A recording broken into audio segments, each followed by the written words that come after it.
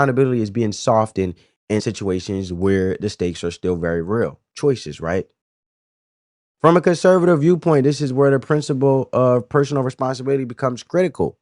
Freedom has never meant freedom from consequences, especially when your actions can directly impact someone else's behavior. And when policy begins to move away from reinforcing that idea, you have to ask what fills that gap. And it also wonders, as Governor J.B. Pritzker being elected as a governor, as a public official, if it happened in his backyard, let's say for Chicagoans that may feel this way, because it also give off this type of energy from being a public official of some form of ignorance, like, okay, well, it's not happening to me, I'm not being put in that situation, so let it be a choice to others, but they don't have to disclose if they have that HIV that they may transmit or give to a loved one and without their knowledge.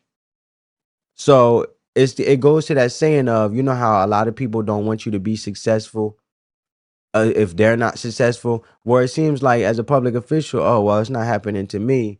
So just because it's not happening to me, it doesn't mean that other people can't do it.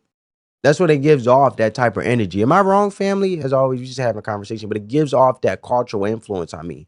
Like, oh, well, it ain't happening to me, so I don't care. I don't put myself in a situation, but let others have this choice of cultural influence where they don't have to disclose it. And if it happens to happen to somebody who gets caught in a crossfire of their health being at stake without their knowledge, then so be it. That's what it gives off as a public official and having the best interest of constituents. And also it correlates because now in the rising of HIV and AIDS is contributing to is a contributing factor, right?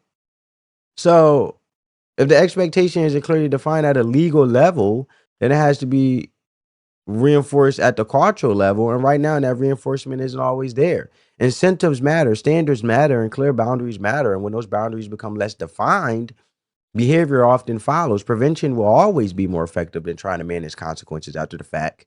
And any approach that weakens accountability, even unintentionally, risk moving us further away from that goal. And when you step back and look at everything together, the data, the cultural trends, and the policy decisions, it paints a bigger picture than most people are willing to acknowledge. This isn't just about one city. It's not just about one group. This is a broader shift in how risk is viewed, how responsibility is handled, and how consequences are understood in today's society. And in my view, that shift is moving in the wrong direction because the truth is a lot of what we're talking about here is preventable. Not easy, but preventable. And that's exactly why it's worth having an honest conversation about it. Avoiding the conversation doesn't protect people, it leaves them uninformed. This isn't about blaming or shaming anyone because that doesn't